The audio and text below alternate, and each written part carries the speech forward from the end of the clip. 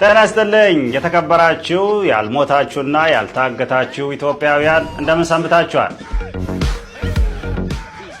ሰባተኛው ሀገራዊ ምርጫ ልክ እንደ ስድስተኛው በሰላም ተጠናቀቀ።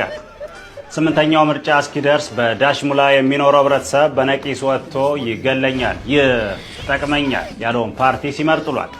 አሸናፊው ፓርቲ ከብላክቦርድ ከምርጫ ቦርድ ጋር በመተባበር የምስጋና ፓርቲ ያዘጋጃል ተብሏል። ምርጫውን አስመልክቶ አንዳንድ ግለሰቦችን ዘና ዜና አነጋግሯቸዋል። እንደሚከተለው ይቀርባል። አቤት ምርጫ፣ አቤት ምርጫ አይነት ምርጫማ እንደዚህ ነው። መረጥኩ እኮ ነኝ እኔ አሁን ሞቼ ነበር። ይሄው እንደምታይ ነው ተገንዤ አብቅቶ ትዝ ሲለኝ ለካ ምርጫው ነበር። ድንግጥ ብዬ ነው ነፍስ የዘራሁት። እንዴ ሳልመርጥም አልሞትም። እየሮጥኩ ነው የሄድኩት ወደ ምርጫ ቦርድ ምርጫ ጣቢያ እየሮጥኩ። እንደውም እዛ በችኮላ ስገባ ሰልፍ ላይ ያሉትን ሰዎች እንደው ገፋፍቻቸው ስገባ እንዴ ፋዘር ተረጋጉ፣ ምንድነው ሊሞቱ ነው እንዴ አሉኝ።